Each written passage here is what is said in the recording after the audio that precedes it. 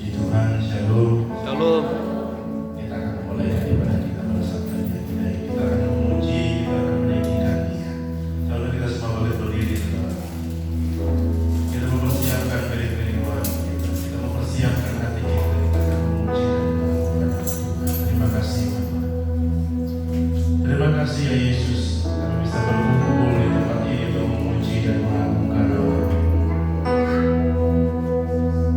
Kami boleh merasakan semua karena kebaikan yang sudah berlalu dalam kehidupan kami pribadi dan pribadi Bapa. Terus bagi melayani setiap kami yang ada di tempat ini ya Tuhan. Bila sebentar kami akan memuji dan mengagungkan nama. Karena yang kepujian yang kami naikkan kepada-Mu yang boleh menyukakan hati Engkau. Terima kasih.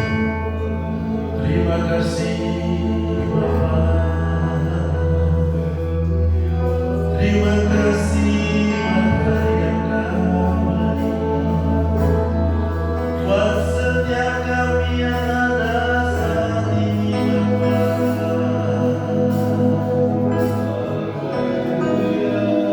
Terima kasih Yesus. Kami berkumpul di hadapan tahta-Mu pada saat pagi ini.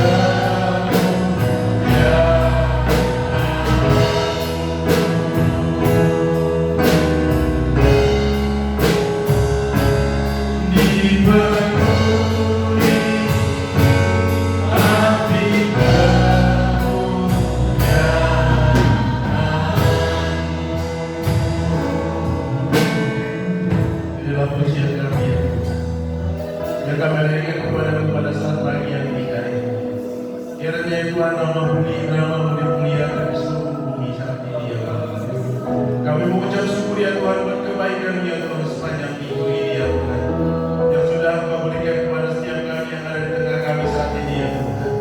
Kami siap memuji dan kami siap mengagungkan nama-Mu ya Tuhan. Kiranya Engkau melayani setiap kami yang ada di tempat ini Bapa. Sekali puji dan kami naikkan kepada-Mu yang menyenangkan hati Engkau ya Tuhan. Kuasa yang datang bukan daripada Engkau. Bersatu hati kami memainkan nama-Mu di dalam nama Tuhan Yesus Kristus. Kiranya Tuhan Kau hancurkan, Kau singkirkan ya Tuhan. Kiranya saudara-saudara saja yang ada di tempat ini ya Tuhan. Terima kasih Tuhan. Kami siap memuji dan mengagungkan nama-Mu di dalam nama Tuhan Yesus Kristus kami berdoa. Haleluya. Amin. Berikan salam kita. Puji Tuhan. Kita menaikkan pujian hari ini, hari yang telah dijanjikan. Hari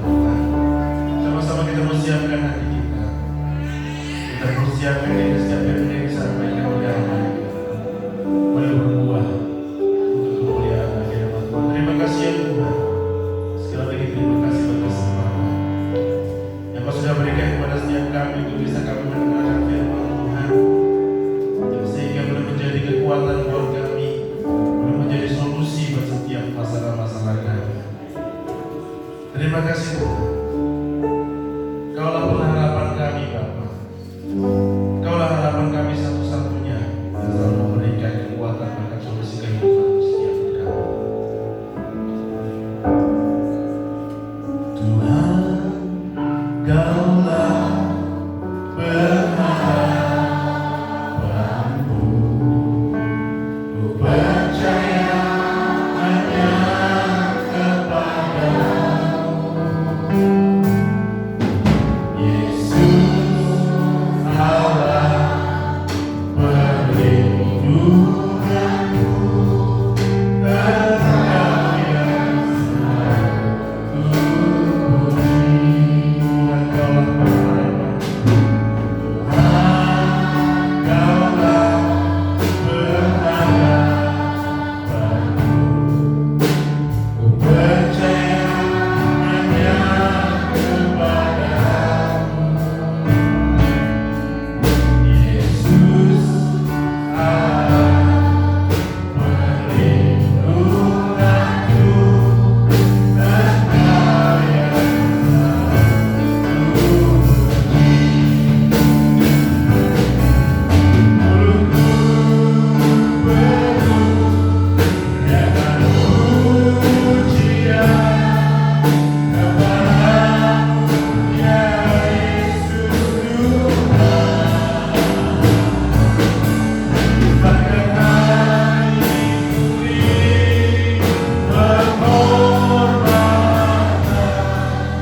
kepadamu, ya Allah. Selain kepadamu pujian kepadamu, Tuhan, Kaulah pengharapanku. Ku percaya hanya kepadamu. Terima kasih Bapa. Yesus Allah perlindunganku.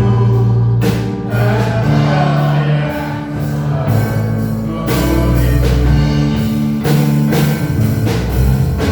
Mulutku penuh dengan pujian kepadamu,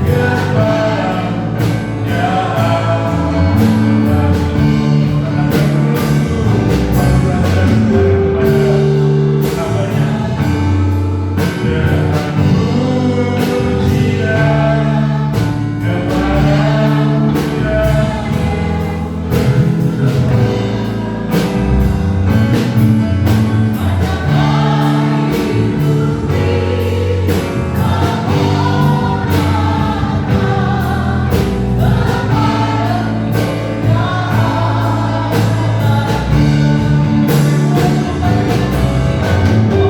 Yesus Tuhan. Sepanjang hari ku beri penghormatan kepadamu, ya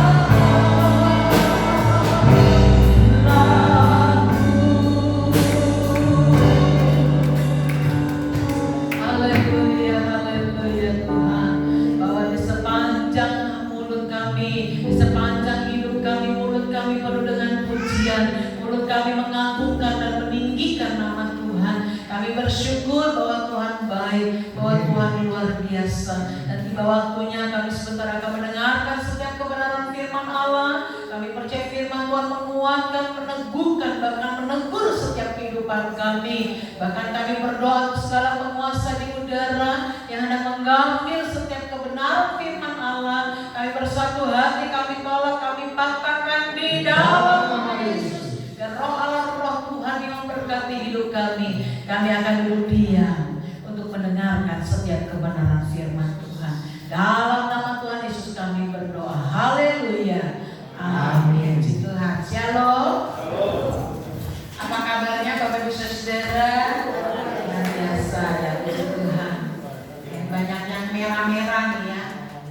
Nah, kita hari ini orang-orang sedang merayakan Imlek. Jadi saya juga mengucapkan selamat hari raya Imlek bagi kita semua yang merayakan. Nanti habis ibadah saya juga mau keliling saya ampal. Puji Tuhan. Baik, sama-sama kita membuka Alkitab kita dalam Injil Matius pasal yang kedua ayat yang ke-12. Memang Natal sudah lewat, tapi saya rindu membawakan ini bagi kita sekalian. Karena pada waktu minggu lalu di DB ini kita sama-sama beribadah Natal dan ayat ini diambil. Tapi saya rindu membagikan kepada kita semua mengenai ayat yang ke-12.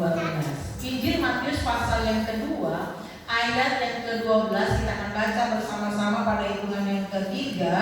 1, 2, 3. Dan karena diperingatkan dalam mimpi supaya jangan kembali kepada Herodes, maka pulanglah mereka ke negerinya melalui jalan lain. Bapak Ibu Saudara, ayat 12 itu adalah ayat yang menunjukkan tentang orang-orang Majus. Jadi kalau nanti baca di ayat yang pertama, orang-orang Majus itu mencari bayi Yesus. Nah, waktu dia mencari bayi Yesus, mereka melihatnya melalui bintang. Jadi dia melihat bintang yang bersinar, orang Majus dapat mengetahui bahwa ada seorang raja yang sedang lahir. Dan di dalam perjalanannya, sepanjang mereka berjalan, mereka hanya melihat petunjuknya dari bintang. Jadi bintang itu di mana berada, mereka ikuti. Di mana bintang itu berada, mereka ikuti. Sampai akhirnya kalau nanti Bapak Ibu Saudara membaca dalam ayat yang kedua, ayat yang ketiga, ayat yang keempat, mereka bertemu dengan Raja Herodes. Karena orang Majus ini merasa bahwa yang lahir ini raja. Jadi pasti ada di kerajaan. Nah, orang Majus ini datang kepada Raja Herodes karena dia berpikir mungkin bayi Yesus ini, raja yang lahir ini, ada dalam kerajaan itu. Ternyata tidak ada. Mereka harus lagi pergi mencari sampai akhirnya di dalam ayat yang ke-10, ayat yang ke-11, orang Majus bertemu dengan bayi Yesus tetapi bukan di kerajaan. Bahkan di tempat yang mungkin dikatakan tempat kandang domba. Nah, bayi Yesus ditemukan di sana. Nah, Bapak Ibu Saudara, saya melihat di dalam ayat ini, mereka ini orang Majus memiliki kesungguhan untuk mencari bayi Yesus. Kenapa demikian? Karena mereka memiliki semangat yang besar. Mereka mencari bayi Yesus itu bukan satu hari, Bapak Ibu Saudara. Itu perlu waktu. Bukan hanya berbulan-bulan, tetapi mereka mencari bayi Yesus. Ada literatur yang mengatakan sampai bertahun-tahun mencari bayi Yesus. Enggak hanya sampai di sana, mereka menempuh perjalanan yang begitu jauh, dan mereka hanya meminta petunjuk daripada Tuhan. Tetapi dalam ayat yang ke-12 saya melihatnya demikian. Dan karena diperingatkan dalam mimpi supaya jangan kembali kepada Herodes, maka pulanglah mereka ke negerinya melalui jalan lain. Ayat 12 ini adalah ayat yang luar biasa. Saya percaya kalau sebagai manusia pada umumnya, ketika Herodes memberikan sebuah perintah kepada orang Majus, nanti ya, kalau kamu sudah ketemu dengan bayi Yesus, kembali ya ke sini ya, kasih tahu saya di mana bayi Yesus ya. Biasanya kalau memberikan petunjuk seperti itu kan mendapatkan sesuatu, karena dia sudah memberikan sebuah alamat, sudah memberikan sebuah kabar. Manusia pasti berpikir, wah nanti kalau saya ketemu balik, saya bertemu dengan Raja Herodes pasti akan memberikan saya sesuatu kalau saya memberitahukan di mana tempatnya. Tetapi dalam ayat yang ke-12, orang Majus ini diingatkan dalam mimpi. Diingatkan dalam mimpi supaya jangan bertemu dengan bayi Yesus. Saya melihat orang Majus ini melihat visi dan misinya Tuhan. Ingat ya, melihat visi dan misinya Tuhan untuk melihat masa depan. Nah, hari ini Bapak Ibu Saudara, ini baru hari yang ke-22 hari kita lewati dalam tahun 2023. Nah, seharusnya kita melihat masa depan itu melalui visi dan misinya daripada Tuhan.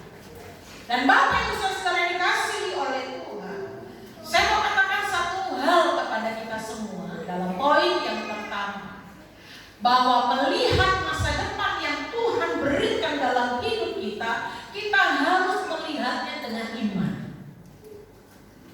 Karena kita tahu bahwa di dalam dan bersama dengan Yesus itu selalu ada jalan yang terbuka.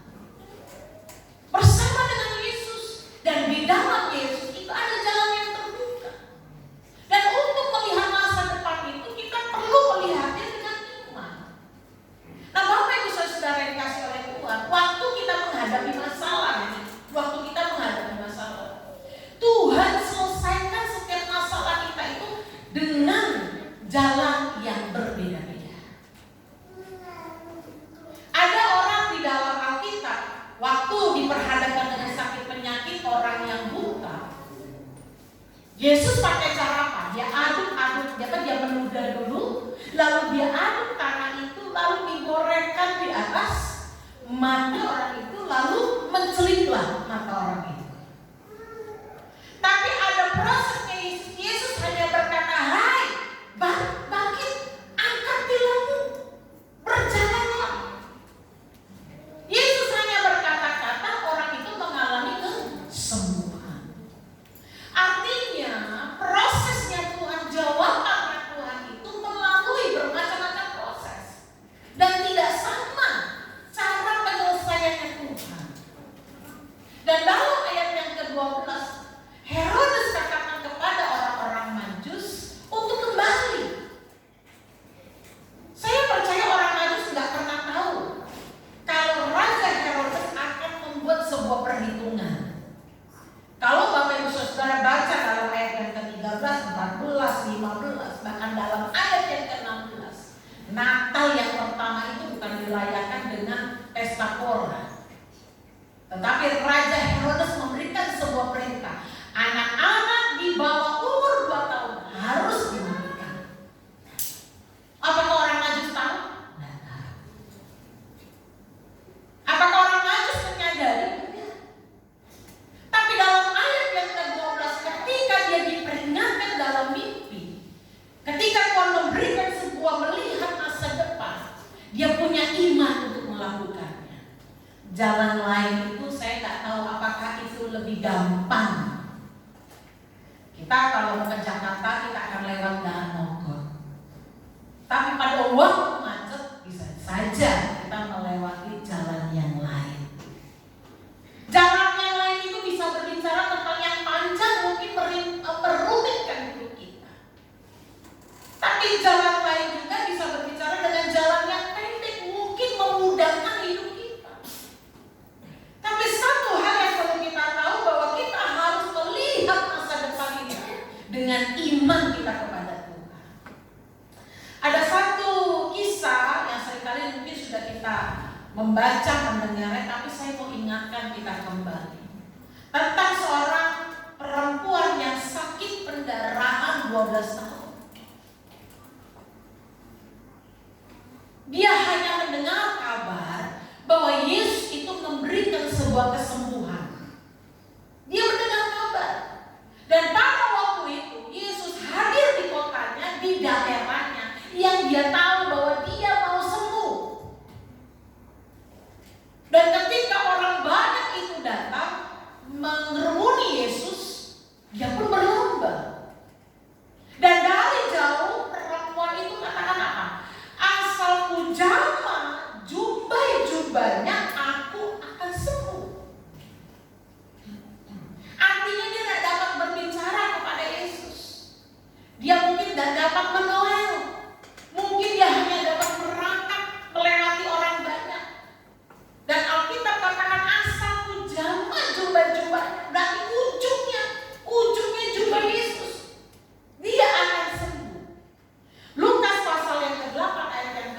48. Coba kita lihat dulu. Injil Lukas pasal yang ke-8 ayat yang ke-48 dikatakan demikian.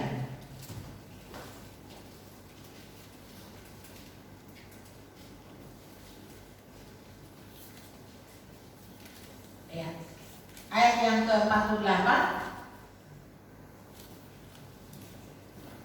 Maka katanya kepada perempuan itu, "Hai anakku, imanmu telah menyelamatkan engkau. Pergilah dengan selamat." Yesus katakan kepada perempuan itu, "Hai anakku, imanmu telah menyelamatkan engkau. Pergilah dengan selamat." Sebelum wanita itu menjaman jubah daripada Yesus, dia punya iman. Karena sebelum dia menjamah, dia katakan, "Asal pujana saja." Dan ini berbicara tentang iman. Nah, Bapak Ibu Saudara dikasih oleh Tuhan, hari ini kita perlu berlangkah di tahun yang baru ini, di tahun 2023 dengan iman. Kita nggak ada yang tahu hari depan itu seperti apa, tapi satu perkara yang perlu kita tahu, seperti yang tercatat dalam kitab Perjanjian Lama, bahwa rancangan Tuhan, rancangan yang mendatangkan damai sejahtera. Rancangan Tuhan adalah yang terbaik. Dalam kitab Perjanjian Baru, pikirkanlah pikiran yang baik, yang manis, yang sedap didengar. Dan itu berbicara tentang iman. Mungkin kita berkata hari ini sulit, betul. Tapi kita perlu melihat masa depan itu dengan iman. Salah satu contoh dalam kisah Bapak Abraham, itu dalam kitab Roma pasal 4 ayat yang ke-19. Tahu Bapak Ibu Saudara, umur berapa Tuhan berjanji kepada Bapak Abraham? 75 tahun. Janjinya apa? Punya anak. Tapi digenapi oleh umur 100 tahun. Dalam kitab Roma pasal 4 ayat yang ke-19 dikatakan demikian. Imannya tidak menjadi lemah walaupun ia mengatai bahwa tubuhnya sudah sangat lemah. Karena usianya telah kira-kira 100 tahun dan bahwa rahim Sarah telah tertutup. Secara manusia, Abraham tahu ini tubuh sudah semakin lemah. Jangankan yang umur 75, saya baru kemarin umur 40 lebih, kaki saya rasanya sakit banget. Naik tangga agak sakit. Ini yang terjadi, tubuh ini lemah. Saya akan bilang semakin tua semakin kuat. Yang pasti semakin tua akan mengalami perubahan-perubahan, terutama dalam kesehatan. Abraham tahu bahwa dia ini tubuhnya sudah sangat lemah. Umurnya sudah 100 tahun, sudah hampir. Bahkan dikatakan rahim Sarah itu sudah tertutup, sudah nenek-nenek. Tapi satu perkara yang Abraham tahu, dia punya iman yang tidak menjadi lemah. Saya mengingatkan kembali kepada kita semua. Orang di dunia ini boleh mengatakan apapun, tapi yang harus kita pegang adalah kebenaran firman Allah. Sehingga kita tetap beriman, kita tetap percaya kepada Tuhan bahwa segala sesuatunya tidak ada perkara yang mustahil. Segala sesuatunya dapat terjadi. Jika itu sekehendaknya dengan Tuhan, apapun itu, Tuhan akan memberikan kemenangan. Nah, poin yang kedua, di dalam Injil Matius tadi pasal 2 ayat yang ke-12, orang yang melihat masa depan itu adalah orang yang taat. Sudah pasti orang yang beriman itu akan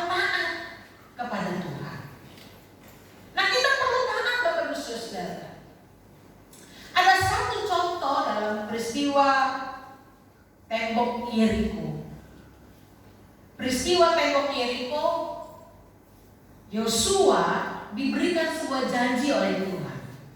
Tembok Yeriko itu, kota Yeriko itu saya boleh katakan kota yang sudah sangat maju. Mengapa demikian? Karena dia bikin tembok yang begitu sangat besar. Beberapa penulis mengatakan bahwa di atas tembok itu, ketika tembok itu berdiri itu dapat 4 kereta, 4 kuda, 1, 2, 3, 4. Itu dapat berjalan semuanya. Artinya tembok yang begitu tebal. Dan saya percaya tidak sembarangan arsitekturnya, ya kan? Penciptanya yang menciptakan tembok Yeriko itu tidak sembarangan. Dan hanya kota-kota yang memang menurut saya itu kota yang sudah maju, penuh dengan perhitungan. Kenapa? Supaya musuh nggak dapat masuk ke dalam kota Yeriko. Alkitab katakan di dalam kitab Yosua, Tuhan berkata bahwa kota Yeriko itu akan diberikan kepada Yosua, bukan hanya kotanya, bahkan orang-orang yang gagah perkasa, orang-orang pahlawan itu akan diberikan kepada Yosua. Apakah sudah terjadi? Tapi janji Tuhan ada nggak? Ada. Sudah disampaikan kepada Yosua nggak? Ada. Tapi sudah diberikankah itu kota Yeriko kepada Yosua? Dan Tuhan katakan apa kepada Yosua? Kelilingi tembok itu. Saya percaya itu bukan mungkin kita keliling permata. Udah, lebih besar mungkin daripada itu. Mereka harus berjalan keliling. Dan Alkitab katakan apa? Tidak boleh berbicara. Keliling tidak boleh berbicara. Apakah mereka menuruti? Apakah mereka taat? Iya. Mereka kelilingi kota itu, kota Yeriko. Tembok Yeriko itu mereka kelilingi dengan berdiam. Alkitab katakan berapa kali? 6 hari, 6 tahun. Tapi pada hari yang terakhir ketika engkau berkeliling, ketika engkau mendengar suara nafiri yang panjang, semua orang yang berkeliling itu harus berteriak bersama-sama. Sulit gak? Sulit. Atur orang gak boleh ngomong itu sulit, apalagi ibu. Ya. Saya pun secara pribadi suka ngomong. Saya ini suka berbicara. Orang yang gak kenal pun kadang-kadang saya panggil, saya ajak ngomong. Kata Bapak Gembala, Mami orang baru dia ngomong. Itu saya. Saya suka berbicara. Kalau ada orang di samping saya pasti akan berbicara kepada orang itu. Dan saya pasti akan katakan Tuhan Yesus akan menolong, Tuhan Yesus akan mengganti. Tetap kuat, tetap semangat. Saya pasti akan berbicara kepada orang itu. Sama seperti Yosua ini, gak boleh ngomong. Pasti hal yang sulit. Tapi sampai pada akhirnya Yosua bersama dengan para tentara, para prajurit, orang-orang Israel, ketika mereka berkeliling, mereka lakukan setiap perintah Tuhan, mereka taat. Dan itu bukan hanya membutuhkan 1 hari, itu membutuhkan berhari-hari. Mereka harus diam keliling. Hari kedua mereka harus diam. Hari ketiga, hari keempat, sampai pada hari yang ke-7 Tuhan katakan apa? Ketika nafiri itu terdengar dengan nyaring, berteriak. Dan mereka taat melakukannya. Sulit bagi kita di saat kita berkekurangan untuk taat kepada Tuhan. Sulit bagi kita untuk kita mengasihi, untuk kita mengampuni di saat hati kita dikecewakan. Sulit kan untuk taat? Di saat yang terjepit, sangat sulit bagi kita untuk taat melakukan setiap kebenaran firman Allah. Karena sering kali kita berpikir dengan logika kita. Kita berpikir dengan segala akal sehat kita yang menurut kita itu baik. Tapi yang Tuhan mau kita taat, lakukan setiap kebenaran firman Allah. Bukan taat apa perkataan manusia, tapi taat kepada kebenaran firman Allah. Nah, Bapak Ibu Saudara, kalau kita membaca Alkitab katakan tembok Yeriko itu bukan hancurnya dari luar ke dalam, enggak. Tapi dari dalam itu dia keluar robohnya. Waktu kita taat melakukan kebenaran firman Allah, saya percaya Bapak Ibu Saudara, itu yang dikatakan dalam Alkitab, Tuhan akan yang berperan menggantikan kita. Tuhan yang akan berperan menggantikan saya dan saudara. Tuhan yang akan menyelesaikan setiap masalah saya dan masalah saudara-saudara. Asalkan apa? Kita taat melakukan setiap kebenaran firman Allah. Tapi menjadi pertanyaannya hari ini, sudahkah kita taat melakukan setiap kebenaran firman Tuhan? Yang bisa jawab bukan saya. Yang bisa jawab ini semua adalah pribadi kita, bukan pribadi. Sudahkah kita taat melakukan firman Tuhan? Tahun 2023 mari kita bersama-sama untuk taat melakukan kebenaran firman Tuhan. Apa yang Tuhan mau, apa yang Tuhan suruh.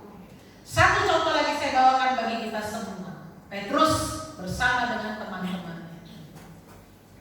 Ketika mereka menangkap ikan, Alkitab katakan di dalam Lukas itu, sepanjang malam orang nangkap ikan itu ternyata berangkatnya itu malam, mulai dari malam. Mereka sudah mulai berangkat ke laut. Nah, mesti nanya bapak-bapak yang suka mancing ya. Berangkatnya malam, ya, naik kapal ke tengah laut. Sampai di tengah laut sepanjang malam nggak dapat apa-apa. Waktunya pulang dong, pulang. Masa nggak pulang-pulang di laut mulu, ya kan? Pulang. Nggak bawa apa-apa, nggak dapat ikan. Setahu saya kalau zaman sekarang mancing dapat ikan masih puji Tuhan. Para nelayan penangkap ikan dapat ikan itu untuk menutupi biaya solar, ya kan? Tapi zaman dulu mereka harus mengayuh kayu, pakai kayu. Mereka menuju ke lautan. Dan waktu mereka pulang, Alkitab katakan mereka nggak dapat apa-apa. Tapi firman Allah katakan dalam kitab Lukas pasal yang kelima ayat yang pertama, waktu Yesus suruh Petrus untuk masuk lagi ke dalam laut. Lalu Petrus katakan, karena Engkau Tuhan yang menyuruhnya, maka aku akan melakukannya. Karena Engkau yang menyuruhnya, maka aku akan melakukannya. Dan apa yang terjadi? Alkitab katakan, waktu mereka mengangkat itu jala, hampir goyang, hampir robek. Karena apa? Terlalu banyak ikan yang ditangkap. Secara waktu tidak mungkin. Itu sudah siang pasti. Nggak mungkin. Waktunya bukan panen ikan kok. Secara waktu itu nggak mungkin. Yang kedua, secara keadaan fisik sudah lemah. Tapi Alkitab katakan, karena Tuhan Engkau yang menyuruhnya, maka aku akan melakukannya. Bapak Ibu Saudara dikasih oleh Tuhan, pagi hari ini mari kita bersama-sama taat untuk melakukan firman Tuhan. Di saat kita diperhadapkan dengan situasi yang sulit, mari kita taat. Di saat kita diperhadapkan dengan masalah persoalan, mari kita taat kepada firman Allah. Bukan taat kepada manusia. Hati-hati nasihat-nasihat daripada manusia. Saya seringkali pun mendengarkan banyak nasihat, tapi saya kembali lagi untuk duduk diam dan berdoa. Mengapa demikian? Nasihat itu banyak, tapi kita perlu untuk berdoa kepada Tuhan. Minta petunjuk daripada Tuhan. Tapi petunjuk daripada Tuhan itu tidak pernah bertolakan belakang. Dia akan seiras, berjalan sesuai dengan kebenaran firman Allah. Mari kita sama-sama mau, Bapak Ibu Saudara, pagi hari ini baru hari yang ke-22,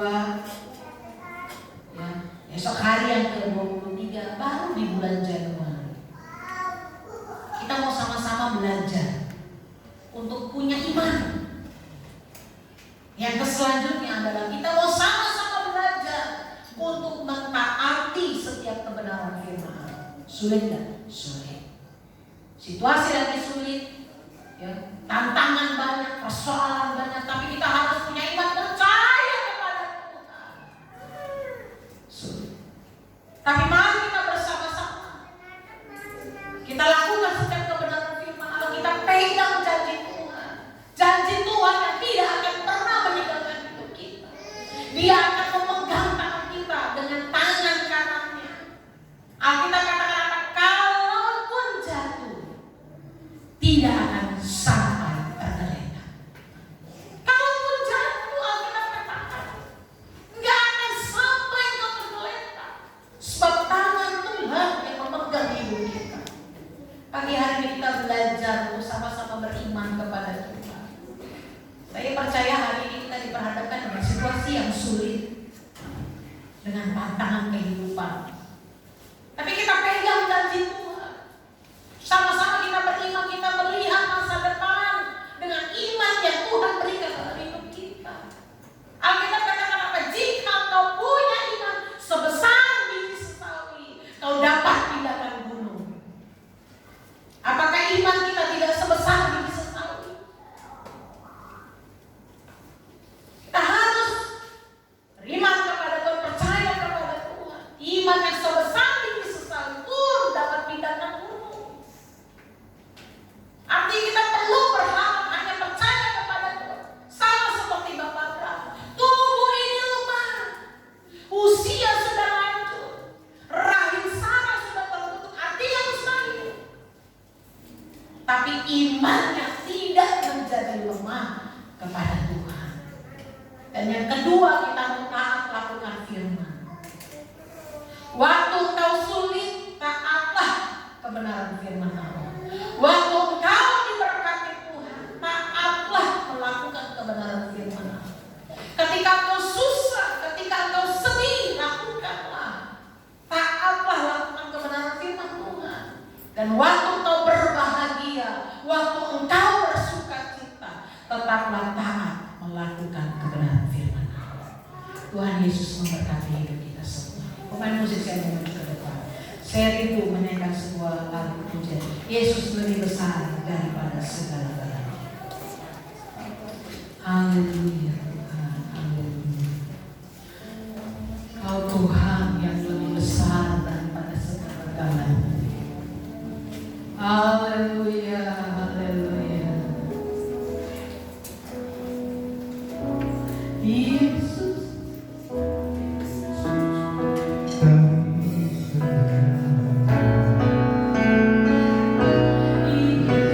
lebih besar dari segala-galanya. Dia tak tinggalkanku seorang diri. Masalah hidupku tak melebihi kekuatanku. Yesus lebih besar dari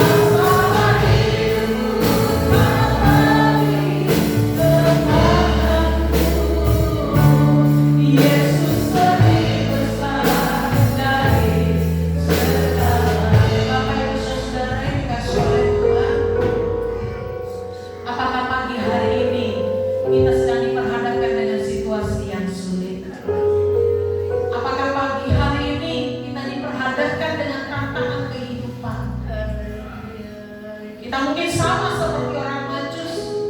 Kita nggak tahu apa yang akan terjadi di depan.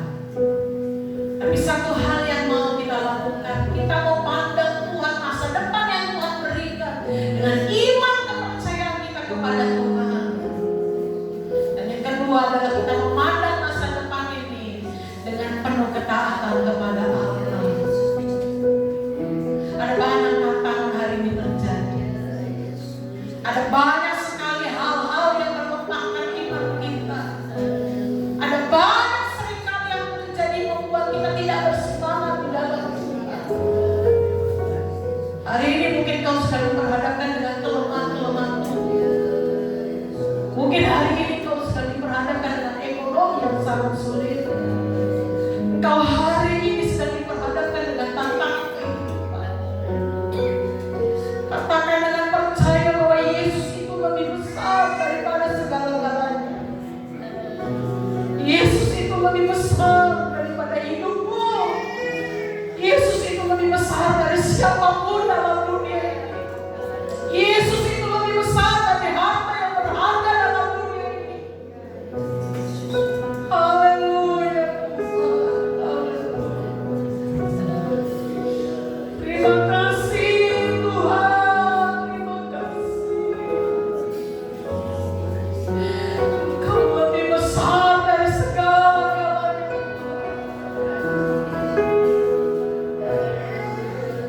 Oh, haleluya.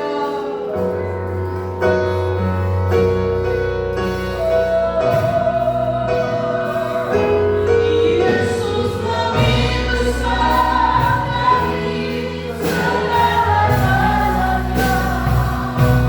Dia meninggalkanku seorang diri. Selama hidupku menanti kekuatanmu. Yesus lebih besar dari segala.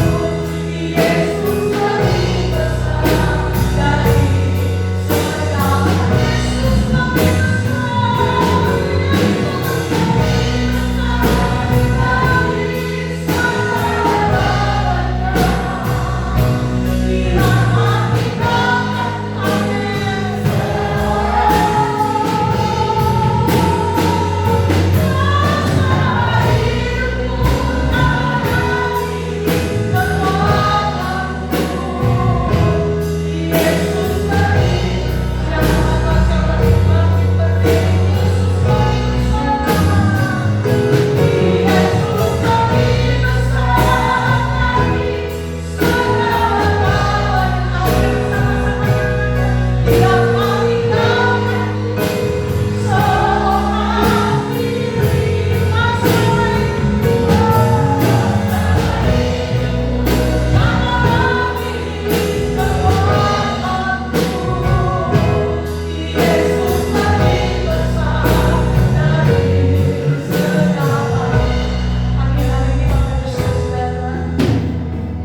Apakah ada di antara Bapak Ibu Saudara yang rindu untuk didoakan? Kau datang kepada Tuhan, kau berlutut di depan, kau berdoa kepada Tuhan. Dia adalah Allah yang hadir, Dia maha hadir, dan Dia ada di tempat ini pagi hari ini, dan Dia akan sanggup untuk menolong hidupmu. Dia akan sanggup untuk menolong setiap apa yang kau sedang alami. Haleluya Yesus, haleluya, haleluya, haleluya.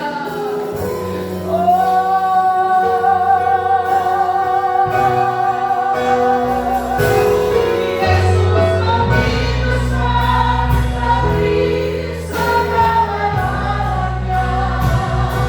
Dia meninggalkanku seorang diri.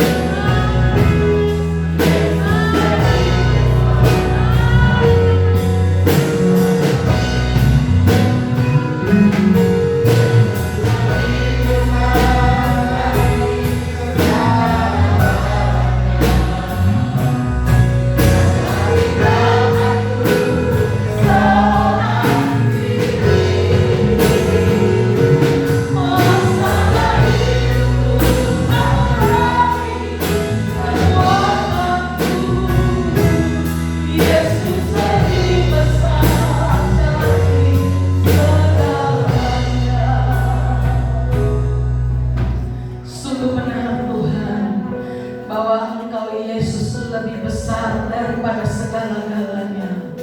Engkau Tuhan lebih besar dari masalah hidup kami. Engkau Tuhan lebih besar dari segala-galanya dalam dunia ini.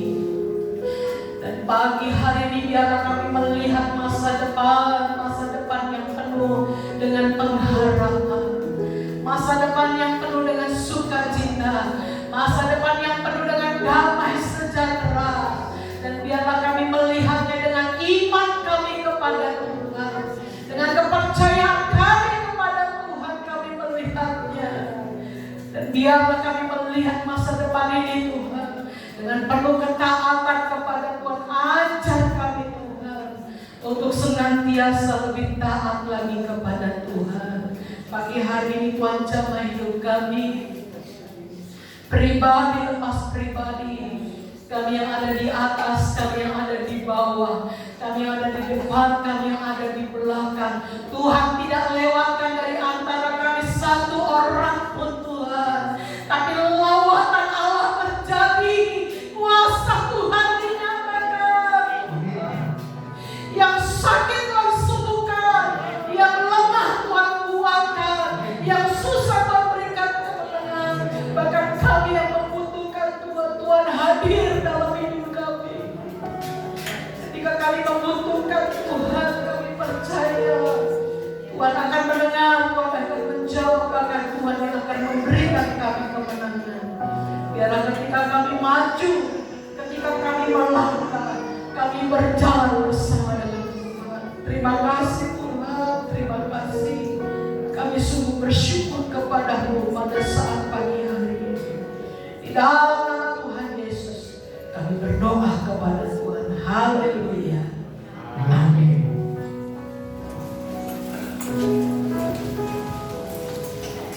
Puji Tuhan, terima kasih buat Ibu Gembala yang memberikan firman Tuhan buat kita semua. Saya percaya kita semua diberkati oleh firman Tuhan. Amin, saudaraku. Sebentar kita akan memberikan beberapa persembahan. Saya memudahkan petugas untuk maju ke depan.